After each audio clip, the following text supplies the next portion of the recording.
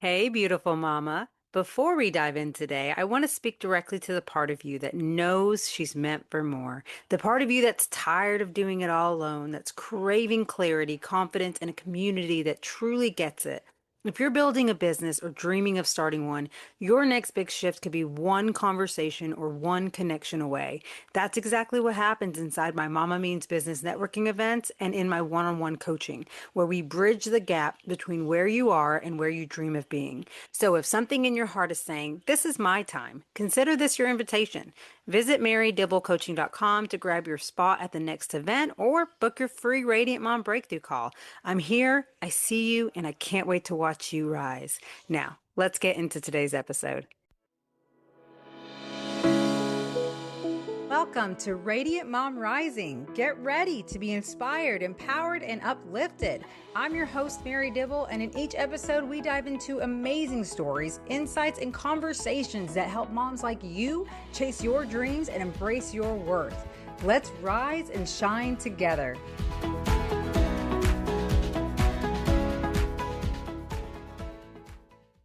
Hey, Radiant Mamas, welcome back. I'm so excited to be here with you today. And I have to say, this season feels like such a big one for me personally. Kate is getting ready to start pre-K, Brea is about to start first grade, and JJ is about to be a senior in high school. Like, as much as my mama heart can't believe how fast everyone's growing, I am looking forward to having a little extra space in my days to pour even more into this business and into all of you. And speaking of growth, like I recently found myself in a pretty tricky situation, a scam I fell into, but here's the thing, the way I handled it showed me just how far I've come. I stayed calm, clear, and confident, responding in a way I never once thought I could. It reminded me that we can shift the way we show up when we commit to doing the work on ourselves. And even more so proud because I allowed myself to be real in front of my kids and I explained how I was feeling and I moved through it. And I'm so proud, which is exactly what today's conversation is about, actually, showing up in a more intentional, calm, connected way, especially in our parenting. My guest, Angie Weber, is the creator of the Parent Toolbox and the Calm approach. And she's here to share how we can strengthen our relationships with our kids, set healthy boundaries, and break generational cycles, all while keeping our cool. This episode is packed with small, practical steps that can bring big, lasting change in your home. Let's dive in. I'm excited to be here with Angie Weber today. Thank you so much, Angie, for joining us on the show. Well, thanks for having me. I'm excited to chat with you. I am too. I'm too. So let's get started. How about you introduce yourself to the listeners and tell us a little bit about what you do? Yeah, absolutely. So, like you said, I'm Angie Weber. I am the owner of the Parent Toolbox. So, I'm a parent coach who developed the calm approach to confident parenting because I'm a mama myself and I have 10-year-old twins. And obviously, they've taught me a lot, but throughout my just whole life, too. And I went through a little bit of a healing journey a few years ago and really dove into some programs to better understand my mental health, emotions, how to control them better.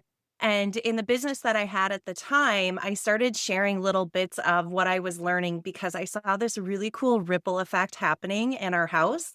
The conversation, the communication, the connection between me and my kids, me and my husband, between him and the kids, they were drastically changing in just a really beautiful way. And as I started sharing with more people these tools and these strategies, I heard so many mamas say, whoa, like, why don't we know this stuff? Why are we not teaching our kids this? And I still get it all of the time. And I got it back then too, of empty nesters and, parents of older kids saying, oh, I really wish I would have had you 20 years ago. Like, I know that it would have been so much better. So that's, yeah, when I started the Parent Toolbox and my podcast and just really helping parents use the tools of the calm approach, but tailor it to their specific family because every family is different. And if you have more than one kid, every child is different, which I encounter all of the time, even with my twins. There are different tools and strategies we need to use to communicate and connect with each of our children on a different level. And so now I'm just out here spreading information and walking parents through my calm approach.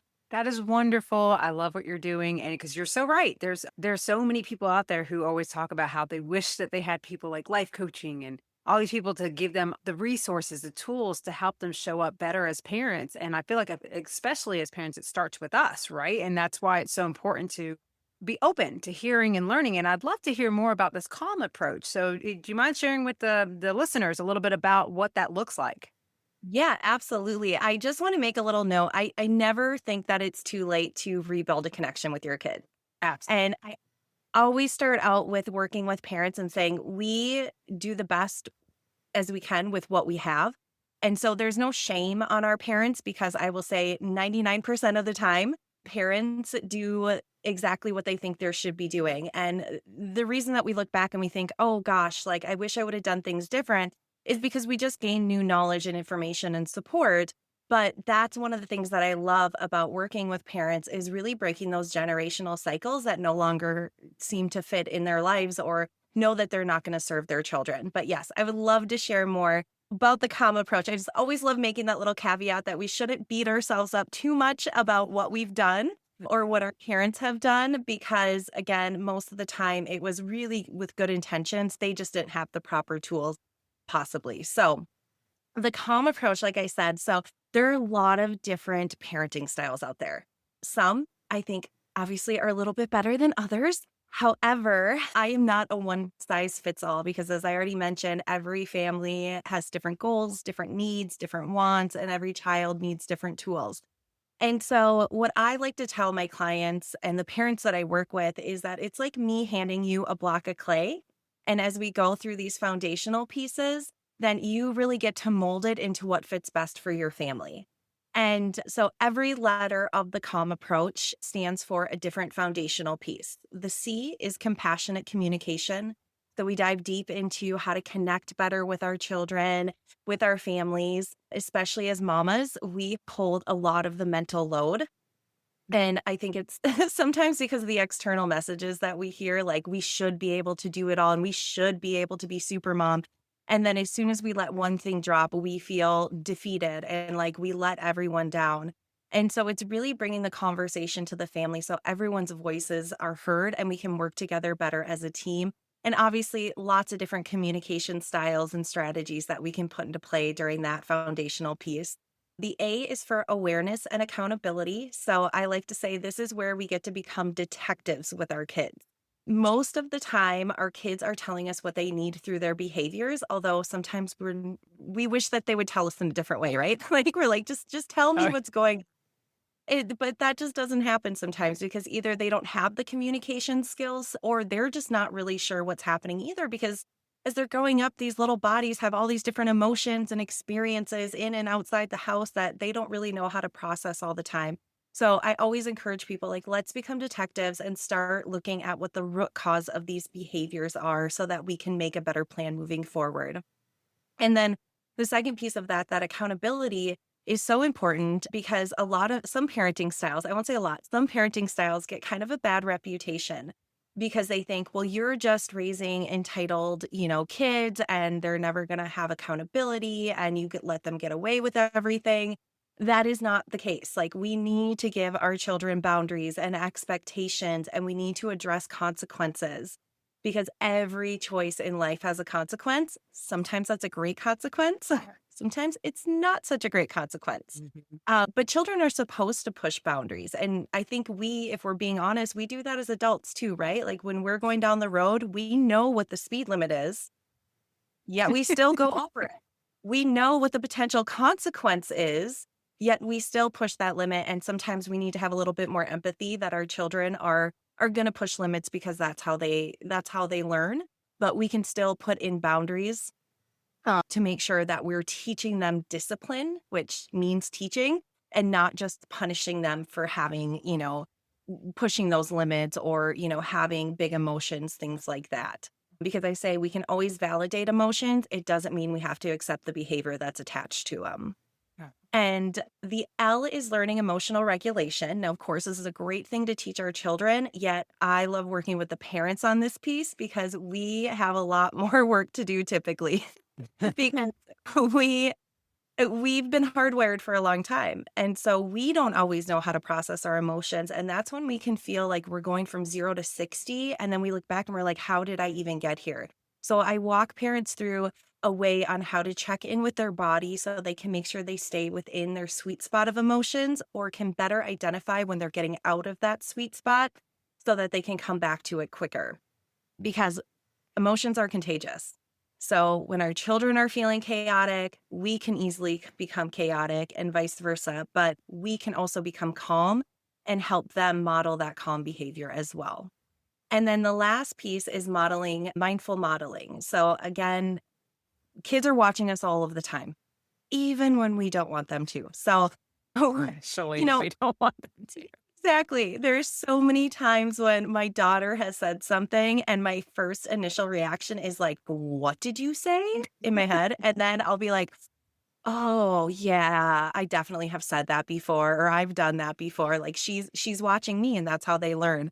So in that part we talk a lot about modeling the behaviors we want our children to really be modeling and also talk a lot about healthy and safe coping skills versus survival coping skills that so many of us are accustomed to because of that emotional regulation and not sitting with those uncomfortable feelings. So I have family activities to kind of bring that full circle to better communicate and connect with everyone on those as well. It is an incredible, incredible. I love it. Everything all the acronyms and everything that you're working through is such a powerful tool. There's a powerful way of being. And it really, I can see how it would benefit so many parents out there to utilize this and changing. Because I know for me personally, like you said earlier about the ripple effects, like when I started realizing that I can't control like how everyone perceives the world or what they think or how they behave, but I do have control over how I want to show up and how I get to show up. And understanding that and actually stepping into this new like identity of being like, this is who I am and this is how I'm going to choose to show up, and seeing how it actually influenced and encouraged my family to strengthen our communication, to strengthen our relationships and give them confidence and make decisions that I was like not making them make, but just because they saw mommy doing it and mommy's taking better care of herself. And even my husband, like you say, like it's like your spouse, it's wonderful to watch that unfold and knowing that you didn't force anyone to do this, Yeah. but that's the power of really focusing on yourself and taking that seriously too, of taking care of yourself. So I think that's beautiful in what you've created. And then of course you have your podcast. Tell us a little bit about that journey and how that came unfolded into or how that unfolded out in your life. Yeah. So when I initially pivoted to the Parent Toolbox and kind of rebranded my business, prior to that, I was focused solely on holistic health, essential oils, proactiveness with our health mentally, physically, emotionally. And then I decided to rebrand because I really, really wanted to help parents. I was already helping parents and families in that space, but I wanted to bring in more of these like therapeutic concepts and techniques to help with mental health and emotions on a different level. And I will be honest, I was just so passionate about getting the information out there. I was like, I don't even know what this looks like for a business. I just know that other people need to know this because I had to go through trauma in order to learn all of this. And I thought, this shouldn't be a kept secret. People shouldn't have to go through trauma in order to understand this. And so that's why I started my podcast called Mom Essentials. And of course, as I already, kind of mentioned, like us mamas, we have so much on our plate all the time. We're at high capacity. We're constantly keeping all the balls in the air. And that means that, yes, a big part of our life is our kids and raising our kids and trying to make them into these really awesome humans. However, we also deal with other things like relationships, money issues or mindsets, legal stuff, body images. And so I wanted a place to come and talk about the best and messiest parts of motherhood, not just fitting us in the box of you're just a mom, but hey, here's help on all of these different areas that you may feel you need support in. And so the podcast recently turned 3 years old. So that's super exciting. And I get to meet amazing people like yourself through the podcasting journey. So it's been really fun. And yeah, I love getting the information out there for mamas. And I'm not gonna lie, I've had some really awesome dads on there. So there's some good things for dads, but Right. definitely want to speak to moms because it can be really hard and it can feel really lonely sometimes. And I wanted to create something where we could kind of take a breath of fresh air, maybe that sigh of relief of being like, oh, other people are struggling with this. Because with our society, sometimes we think I have to be perfect. I can't let anyone know that I'm struggling.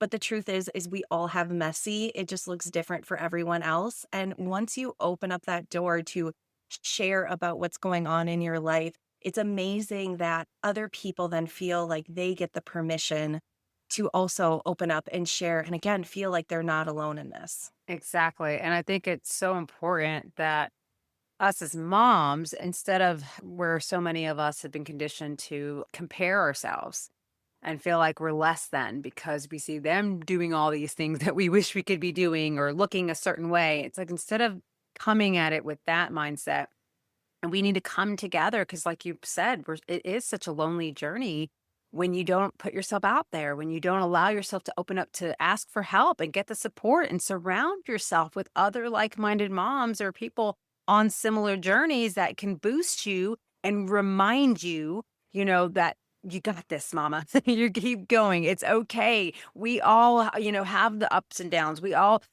failure is not a bad thing. It's all meant to strengthen you, to teach you something, to help you evolve to your next level. So it's really important that we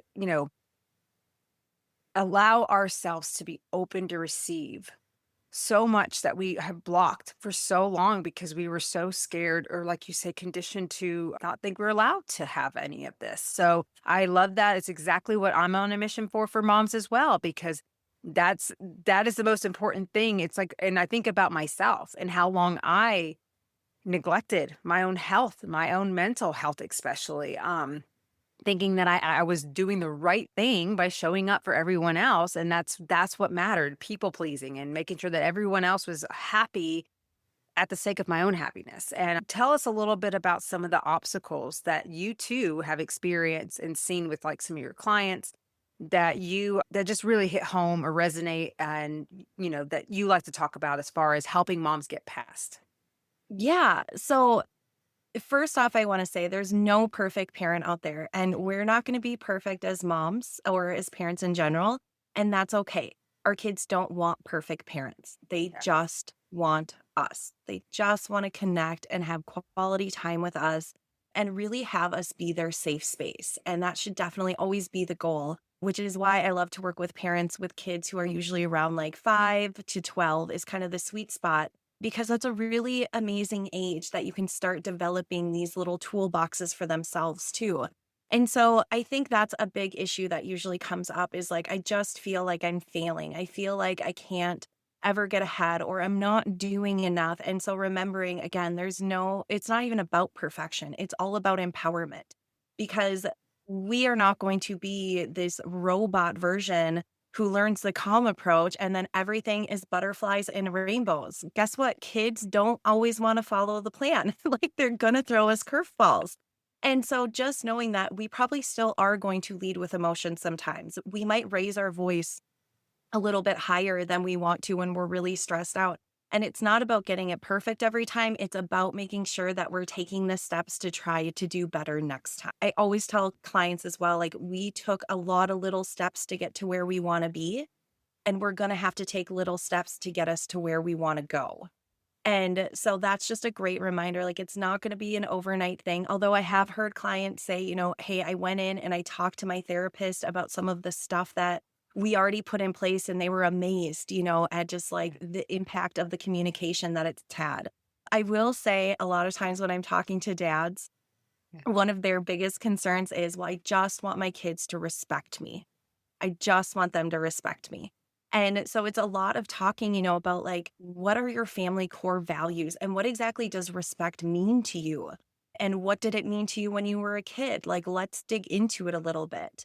I recently launched my Calm Family Planner, and that's one of the beginning pieces in it is really establishing those core values so we can understand what does this family want to represent? Why is this important? And how are we going to actually live this out versus just saying, hey, we respect each other in this family? Well, what does that mean? How can we have conversations with that around our kids?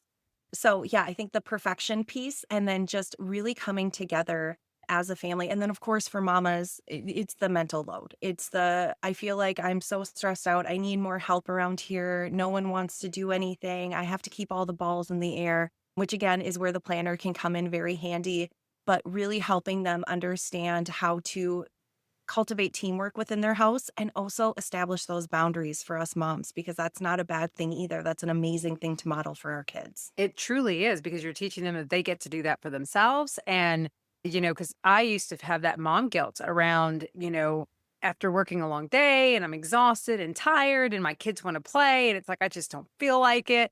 But I would push myself and make me do it anyway because I felt like I'm letting them down. But looking back and building that awareness around that, it's like, even though I was present, I really wasn't present. Like, I was all worried about what I needed to do or how I just exhausted I was, and so I wasn't really playing and interacting with my kids in the way they deserved. And so when I started setting the boundaries of being like, I was like, "I love playing with you, but mommy is gonna have a little bit of mommy time right now, or mommy needs to do this right now, and we'll get to it." And it's like I would go and fill my cup and give myself that time, whatever it was that I needed for me to reset, to unwind, whatever. And then I would go and intentionally set this time for my kids. And it was like so much fun. And the way we interacted, and it's like I said, I realize how much it's teaching them that they get to say no too. Because, for so long, especially if you're a people pleaser, it's hard to say no and to feel like you're, disappointing people. But that is exhausting to live life trying to make everyone else happy and not thinking about yourself and what we need. And I love that whole perspective that you suggested as far as what does respect mean for Mhm. you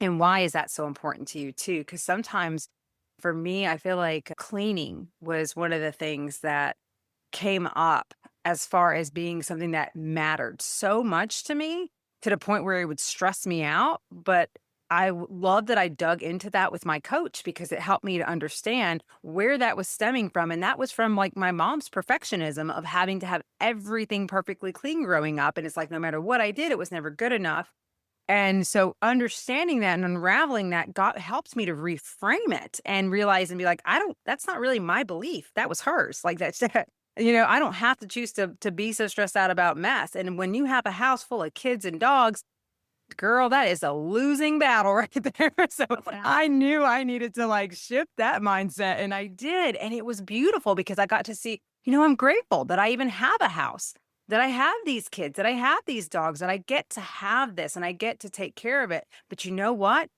No one's gonna die because the carpet hasn't been vacuumed today, or if there's a little bit of dishes that are left right now. Or you know what? I have a son who's 17 and now he can go wash the dishes and he does. He's so great to help. Like you say, delegating, having your kids, like I asked them to always help me, clean up the mess. Yesterday, for instance, my little 3-year-old, he loves insects and he's got the sticker book and he ended up taking all the stickers and decorating it on the refrigerator, on the floors, all over the house. And I was like, okay, it is what it is. But then at a certain time, I was like, all right, let's get together and we're gonna all clean this up. And we made a game of it and played or whatever. We got it cleaned up. No biggie, but he had the fun. I even told him like, you're so creative. Look at you decorating and doing that to encourage that aspect, even though the old me would have, like, been like, "Oh my good." Yeah. know? Well, so much of parenting is expectation versus reality. Right? Like, we have these high expectations that, of course, before you become a mom too, you're like, I would never. And my house is gonna look like this. And then you have kids and you're like, did a bomb just go off in here? Because how did that get dirty? I just cleaned it. And it's, yeah, really understanding like that they're kids too and they're gonna play and they're gonna be messy. And we need to model that behavior of, like adaptability, resilience, and also modeling like how to actually pick up and clean. Because a 3-year-old, which oh my gosh, I've had stickers on dressers, on light switches. Like I think I just took one off finally. So I've been there for sure. Sure. But also modeling like when our kids do want to help us clean, that we actually allow them to, even though we know it's not going to be perfect. Because I see this happen a lot where parents are like, well, they, I tell them to do this or I tell them to do that.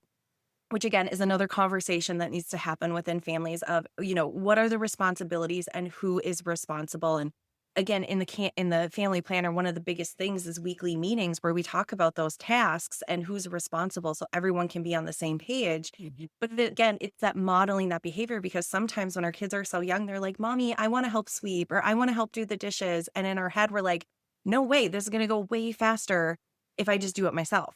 Yeah. And so we don't actually model how to sweep the garage or to do the dishes or how to vacuum the carpet. And so it's just those kind of little things that we can start tweaking. But I wanted to comment just really quick too, like on the boundaries thing, because again, yes, that is so important Yes. because I'm a recovering people pleaser for sure. Me too, girl. Um, I'm an Enneagram 2, and that means that I like love to do stuff for other people. And I also learned that it's how I thought I was loved, like how I could earn love from other people. And so I would do, even though it would burn myself out, because I thought, well, if I show how much value I can give other people, then they'll love me more in return. And that's not that's not how it goes. So, recovering people pleaser for sure, but also a very much like want to help people. And I love talking about boundaries because I think there's this really big misconception. Like you and I have learned how to do it, but I think for those moms who are really overloaded and, they're like, I don't know what to do. And then they get this advice of just set boundaries. Like it's this like magical thing that we should just know how to So do, true. especially for a people pleaser. And then we go to, and I've seen this happen before, where someone will go from having no boundaries or being underbounded like a doormat. And then we think, oh, well, if I'm this way, then I guess I have to go over to the other extreme to have boundaries. And now I'm going to build up this brick wall around me. I'm going to say no to everything because that's in my mind, because no one explains it, is how I set boundaries. Where there should be a happy medium where boundaries can be fluid. And it changes with different seasons of life as well, where we just really feel confident that they're protecting us, but we can, really make sure that we're staying close to them. And we know that that might change a little bit over time, again, as our kids get older, different seasons of life, things like that. So I just wanted to mention that because I feel like, again, moms can get so overwhelmed when they hear like, you just need to set a boundary. Just do it. Like, why didn't you do it already? And then you're kind of like, whoa, wait a minute. I don't even, I don't know what the Yes. first step is to do it. So Oh, that's so I love that I love that you highlighted that because you're right. I mean, if you're not, I mean, first of all, it's like starting a new habit. Like when you're told, oh, okay, start a morning routine and do all these things and whatever, it that alone makes you feel. I feel like for me, when I first was introduced to it, it made me feel like I'm adding to my plate. yeah, And that right there alone just can overwhelm somebody. So this is why I really want anyone listening to understand, like when we're sharing about, tools and things that we know can help you, understand that it's not so black and white at all with any of these steps because and that's why I'm huge and I'm an advocate for baby steps because I found for me when I tried to do all the things that everybody was suggesting, like full blown, I easily talked myself out of it. I maybe started strong, but then, eventually I was like, "Oh, this is a lot. This is a lot." Instead of really allowing myself to kind of outsmart my subconscious brain, and instead of over bombarding it to where it could easily be like, "Oh, Mary, this is too much," I was able to just, within things that I was already doing, just simply add little things here and there as I'm already doing what I would normally be doing and it's so I just want to say that as a suggestion for anyone, let's say, for instance, boundaries. I want you to think about one small thing, maybe one thing you could say no to this week, just one little thing, and start there because don't feel like you say, that's what's going to lead you to go to the other extreme or feel like you have to. Because if you don't really understand, like we really mean it when we say small steps lead to big things because that is so true, especially for us mamas who already feel like we already told the story over and over again to everybody. Oh, we're busy, busy, busy, busy, busy. So if you have that mentality, that mindset that there is not enough time, then you're automatically going to shut out any other open suggestions that are going to actually help you to unravel that. But in your subconscious mind, it's going to come off as like, no, no, you got enough going on. Don't even try. But I highly encourage you to just really hear this and think of just something small that you can do, and then understand this is why it is important to get the support and help you need, because we do get in our own way. We do talk ourselves out of things. And if it wasn't for having those people or a coach or a therapist or whatever it is that you need to really stick with you through this change, this process, that is really where the magic happens. Because like I said, it's one thing to know all these things, but it's a whole nother thing to implement it. And that is like that. I love that there's people like you, Angie, here to help that, because parenting is such an important thing. It's such a blessing to be a parent, but it is like there's so many phases, so many different changes that come, unexpected things, some things that are expected that we really need that support with, to ensure that we're really not forgetting ourselves and who we are outside of that role, but also making sure that we show up for our kids so that they do grow up to have that resilience, that confidence, that belief in themselves too, like that a lot of us don't have. Like, I know for me, I never believed that I was capable of doing any of this stuff. I didn't believe I was worthy. I didn't believe I was good enough.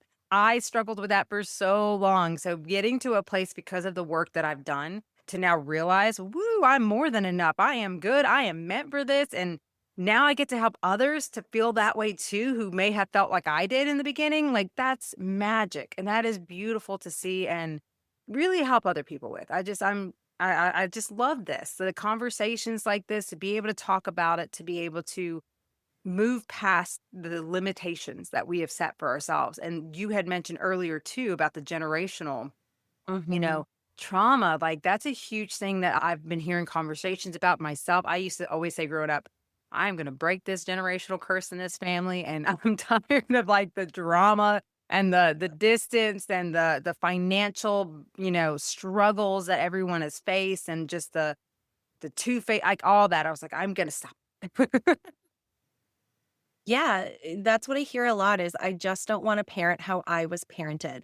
And sometimes that means that there was some trauma in your childhood that was, very hard to get through. Other times that means that people are like, I want to make sure my kids feel comfortable coming and talking to me about things like sex, for example, because hello, I couldn't talk to my parents about that. Guess what? My friends didn't know what they were talking about, but they're who I went to. Mm. So, or it could be that, my parents always just so focused on perfection where I felt like I could never live up to their standards. I mean, everyone has something that they want to change, that they want to break for those generational cycles. And just acknowledging that and already just taking a step to do that by listening to this podcast, to reaching out to a coach, to, getting support, you're already making strides. I mean, you people always worried like, am I a good enough parent? I feel like I'm failing. What if I mess my kids up? Well, you know what? We're not going to be perfect, but you acknowledging this, becoming aware, and getting support already means you're doing an amazing job. And I know there's always the saying of find your village. I like to say find your elephant because elephants will surround a mama elephant giving birth and they will stomp the feet, they will make noise, they will kick up the dust, they will protect her at all costs in her most vulnerable moment. And finding your elephants in motherhood is so important because sometimes you're going to be that elephant in the middle, and other times you're going to be that elephant on the outside protecting that other mama. And so I like to kind of switch it up and say, find your elephants versus find your village. I love that. That is amazing. And you're right. It's so important. I mean, I will forever be grateful for meeting people like you and those that I get to connect with on a regular basis. It's why I'm doing what we're like. It's why we're doing what we're doing, because we've seen the transformation, we've experienced it, and we're here to help you through that. We're here to show you the possibilities for yourself that maybe right now you don't yet believe is possible, but we know what you're capable of. We know what we were capable. We were there. We understand it, but we also now have the tools and the means and the experience to back us, to help bring, to make sure that we can show up for you in the way you deserve, and that we too need it at one point. So I think it's amazing. And tell us a little bit about your kids and your experience for them, with them seeing you right now going through all this and having your podcast and doing your business. I always love to hear like how you see how it's affected and impacted your kids. Yeah.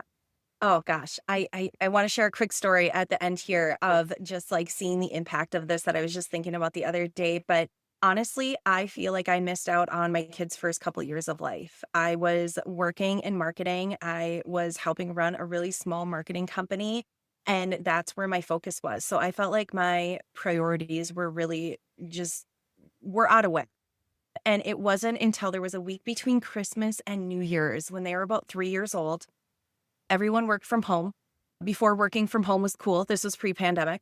And I was terrified. I was like, "Oh my gosh, what am I gonna do with these toddlers? Like, they're not gonna let me do work. This is the most time I've spent with them since maternity leave, like really spent with them one-on-one." And I was kind of scared. And it turned out to be the most amazing week of my life. It shifted my perspective. I fell in love with my kids. Like, I get emotional thinking about it, but I fell in love with them on like such a deeper level that week. And a month later, I went in and quit my job because I knew that I needed to focus on my family. My mental health was suffering with my workplace, and I just owe so much to my kids, like leading me on this path. Fast forward now to doing, the Parent Toolbox and things like that. It's because I felt like all of this, as I already mentioned, needed to be shared because I saw that ripple effect happening with my kids and I saw us connecting on a deeper level. And me and my husband, we grew up differently. He always says, like, I had the cookie cutter family, and, he had some other different aspects to his, but we also have like some different parenting styles. And so I wanted to take more of this, like, especially going through everything that I went through, like this, you know, really tuning into emotions and, trying to stay more calm. And at first, it was a little hard for him to do that. But as he saw like the relationship with my kids change and our connection change, he then started adapting some of the tools as well. And so I'm not going to lie, like my kids, they still push my buttons. My daughter is 10 going on 16. Like, oh my gosh, please pray for me. I love her spirit and it's very challenging sometimes. And that's why I'm like, I need different tools for my son than I need for my daughter. But I also know, like, even on those days that I feel like, oh, why did I say that? Or maybe I shouldn't have reacted like that. Or I guess I freaked out a little bit. I still know that what I'm doing is so important, not just for the people that I'm working with, but for my kids. And just really quick, so we were on vacation with my best friend, who's their godmother, last summer. And we went out to eat, and there was a table sitting on the like, or in a booth, and there was the next booth over, and you could hear the conversation. We weren't eavesdropping, you could hear it. And there was a family of four, a younger kid, probably about like 7 or 8, and then an older, like teen, maybe like 16, 15, and then the mom and dad. And the conversation went something like this. The mom said, "Dad said you weren't going to eat this, and I told him you were. And now you're making me look like an idiot and proving him right. You are ruining this for everyone right now." And my heart broke for that little girl because I thought, oh my gosh, like you are putting all of your emotions and reaction as her responsibility. Now, of course, even as a parent coach, I'm not going to go over there and like pull up a seat and be like, "Can I help you navigate this?" And I never want to judge because I know, again, sometimes we lead from emotions. We say things we don't want to do. But in that moment, my daughter turned to me and goes, "Mom, thanks for not yelling at me like that." Oh, And like in that moment, I was like, oh my gosh, what I'm doing is making a difference. Even if I don't help other parents, like I know I'm making an impact on my child. yeah. You sure? You sir? Oh, I'm sorry. Oh, I love it. No, Yeah, thank I you know. I for can't believe I got emotional. I was just I thinking about love that it. the No, other day. because it's so powerful because it is true. I mean, it means so much. And my daughter's 5 and I see such a difference in her. So I'll share a little vulnerable thing for myself because, I have a 3-year-old son and then I have the 17-year-old son. And so, my daughter Brea, of course, doesn't remember that, I used to hold her and love on her and have all these, took care of her. So she's seeing me with her brother now, having to give him a little extra attention because he's still learning, still doing the potty training and things like that. And he's at home with me while she's now at school. Yeah. And I can see where it's reminding me of like me and my sister growing up. My sister always felt, that, oh, Mary always gets what she wants. She's always loved, whatever. And she has to be responsible, responsible, responsible. And so Bray is at that age where she's like, I'm teaching her responsibility. She's older. She can do things on her own. And I want to encourage it. But I think sometimes it comes off as looking like oh, well, Cade's getting this done for him while you're, whatever. And so I even asked my sister, I said, I'm curious. I said, I'm seeing a similar situation and I just want to know, like, what do you feel like you needed the most from mom at that Mm, age when you would feel that resentment against me and what was going on? And she said, her attention. Makes complete sense. Something so simple. So I was like, thank you for that because it helps me as a mom now of seeing something unfold that is familiar and triggering for me a little bit to be like, okay, my daughter just needs a little more of my attention in a different way. So it's just like being able to show up for her in a way that like I can give her my full attention and do things to help her see that it's not like I'm outcasting her. She's different because, poor thing, she's going to be the only girl right now, as far as the kids go. But and she's very highly sensitive. I mean, very highly sensitive. So that's a whole new level for me because, growing up, you're told to just be strong, suck it up. And I'm like, no, I want her to feel her feelings and to give her space when she's feeling it because she'll get like upset over the littlest thing. I mean, me and my oldest son were kind of picking on her last night and she started like crying and we were just kidding, joking. And it was like totally innocent. But it's like, you know what, though? We really hurt her feelings. And so I wanted to also say, because you said something earlier that I wanted to speak on as far as moms go. When you do like snap at your kids or do something that you kind of catch yourself and like, I shouldn't handle it. Don't be afraid to take responsibility for it. That's something I've been doing here of late with my kids to show them what it looks like to take responsibility. And I'll go to my kids and be like, you know what? I'm sorry. I shouldn't have snapped at you like that. Mommy could have handled that a lot better. I hope you can forgive me. Let's start over and just understand like and communicate then, how are they feeling and whatever, because yes, we want them to be strong and resilient and to be able to handle life because like I don't want her to feel like she's going to be defeated by every little thing either. Like I want her to be strong, but I also want her to understand like I get it. She's going through all these emotions and stuff. So I try to give her like her space. And then when she's ready, like, let's talk about it. Like, why do you feel that way? Like, what's going on there, and just let her know, like, we were kidding and joking. We're not making fun of you. We're not, you just tickle me. I said, you bring me such joy.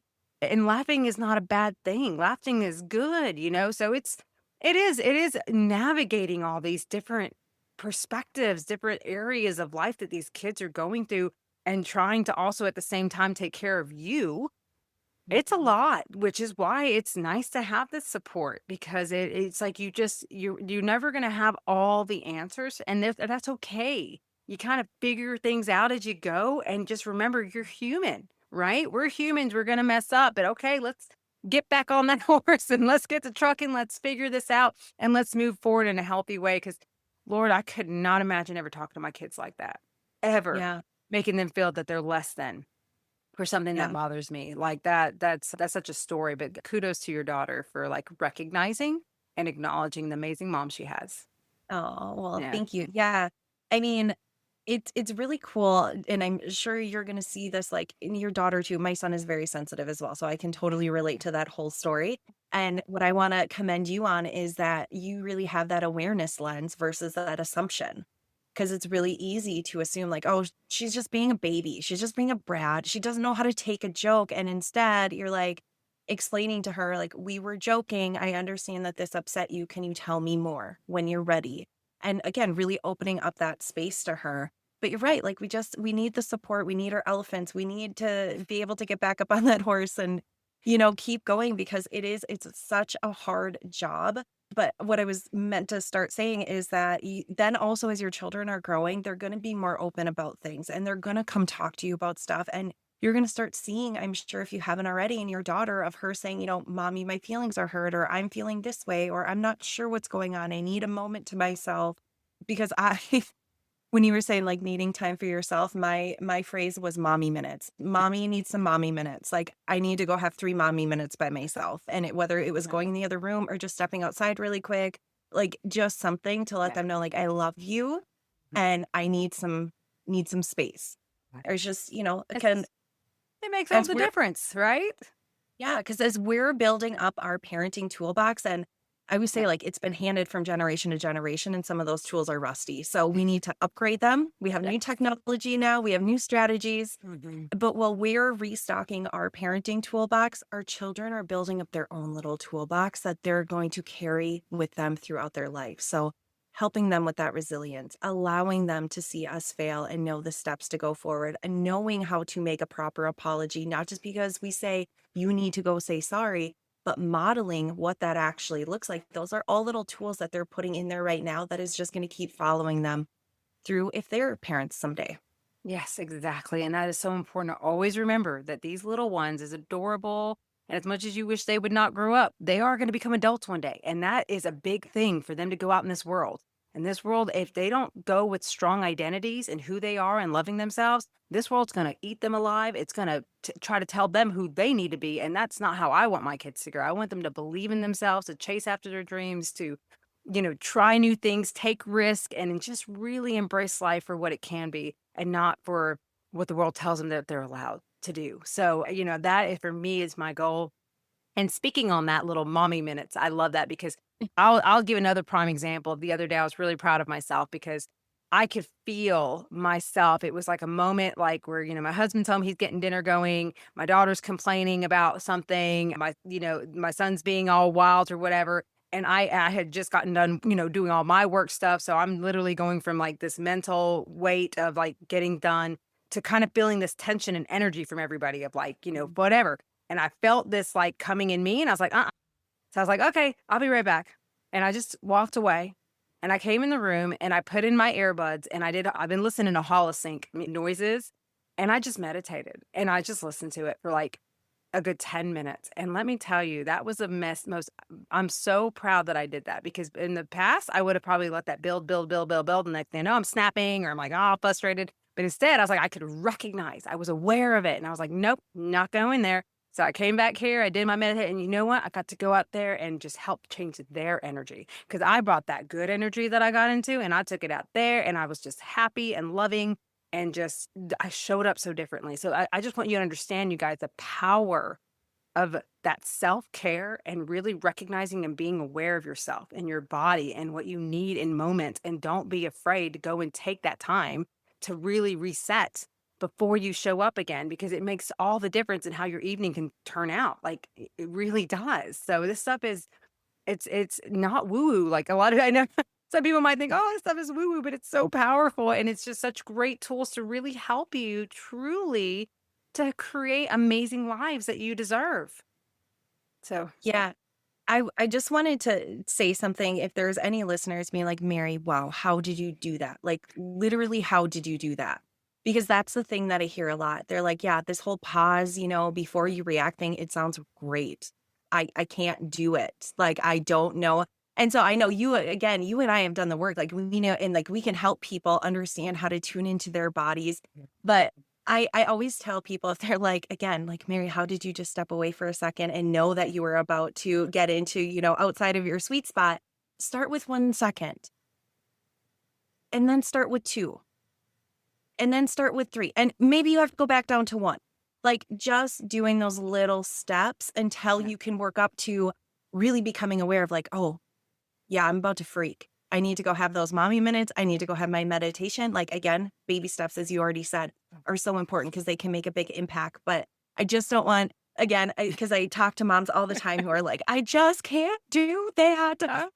It takes practice, it takes patience, and it takes a whole lot of grace for ourselves. If we Absolutely. start with 1 second and then we freak out, but then the next time we are able to push it to 3 seconds and we can take that deep breath. And Yes. then we work up to that meditation. But just again, give yourself grace if you're not there yet, because it does take time. It takes time to change our behaviors. Exactly. And even furthermore, I'll take it another step right there. Just anyone listening, right there, that word can't. Let's start there. Let's not say I can't do it anymore. Like don't say that because you really allow it to become your reality when you believe and show up that way. So even just reframing that to be like Yeah. I can find time to make Yeah. what matters most happen. And even if you don't believe it yet, just start with there. Just be like, you know, I can. I can make this happen. I can find the time. And just keep telling yourself that. And then, like you say, baby steps, even if it's a couple seconds just to do it. But that right there alone, I hear that word all the time. I used to say it all the time. I still have to catch myself. Like when I catch myself saying I can't, my kids all the time trying to be like, don't say you can't, because then you won't. You don't want to limit yourself. That's that huge limitation of like not allowing yourself to be open that, yeah, you sure can. Are you willing to make the time? Are you Yeah. willing to try? Are you, willing to do what it takes? That's the question ultimately. But I love this conversation. I could talk to you all day, Angie. But I love it. So tell us, for anyone listening who feels like they would love to learn more about this Parent Toolbox and working with you, where's the best place that they can find you? Yeah, they can go to the parenttoolbox.info, and there you can find downloads. You can find out more about the Calm Family Planner. You can find my podcast episodes. You can schedule a free 30-minute call. That's really kind of where everything's happening. And then on social media, I am the Parent Toolbox. Love it, love it, love it. And I always open the floor. Is there any final piece of advice that you'd like to give our listeners today? Oh gosh, I feel like we talked about a lot, and I love it. I love this conversation, the rawness of motherhood and parenthood. And I would just, keep going. And if you mess up, it doesn't mean you're a failure. It means you're human. And again, that's what our kids want. They just want us as parents. We don't need to be the perfect parent. We just need to show up for them. We need to, be curious and aware of their feelings. And you're doing a great job if you're already listening to this podcast and wanting to build up your parent toolbox. Oh, amazing. Yes, this conversation was so powerful and so nice. Me too. I love talking about mom life and everything and how much we're doing. And yeah, it's just wonderful to see this journey unfold more and more in our lives and to be able to help moms in this way. So thank you so much, Angie, for joining us today. It has been so amazing having you here. Thank you so much for having me. I really appreciate it. Hope you enjoyed our conversation. Here are the key takeaways from today's episode. You can create lasting change in your parenting through small, consistent, mindful steps. You have the power to break generational cycles by choosing new patterns and healthy responses. You can use compassionate communication to strengthen connection while you're still holding boundaries. You are a role model. Your kids are watching how you handle emotions, challenges, and relationships. You can foster emotional regulation in yourself to better guide your children and theirs. You don't have to be perfect. Awareness, accountability, and growth matter far more. You get to create a supportive, loving environment that benefits both you and your children. Parenting doesn't come with a manual, but it does come with opportunities to grow, to connect, and to lead with love. I hope today's conversation encourages you to bring a little more calm into your home, one intentional step at a time. To learn more about Angie, visit theparenttoolbox.info today. All her links are also available in the show notes. And Mama, before we wrap up, I want to remind you, our next Mama Means Business Networking event is coming up on Tuesday, August 26th at 12 p.m. Eastern Standard Time. If you've been craving connection, encouragement, and practical support to help your business grow, this is your space. Come for the strategies, stay for the community. You never know which conversation could open the next door for you. And for the mom who's been listening week after week, nodding all along, and thinking, I know I'm ready for more, my one-on-one private coaching is here for you. Together, we'll work on the mindset shifts and business strategies that will help you move from where you are now to where you've been dreaming of. I'll walk alongside you, offering clarity, direction, and a plan you feel confident about so you can create a life and business you truly love. If your heart is pulling you towards this, visit marydibblecoaching.com to learn more and book your free Radiant Mom Breakthrough Call. This is where we'll uncover what's been holding you back, discover what's possible for you, and map out your first bold step forward. And Mama, I have to say this. Thank you for tuning in today, for sharing this show with friends, for leaving reviews, for subscribing. Those small actions make a huge impact. They help this podcast reach more moms who need to hear these messages, find hope, and take action toward the life and abundance they deserve. I'm so grateful you're part of this community. Until next time, keep going, keep believing, and keep showing up for the life that's waiting for you. Much love.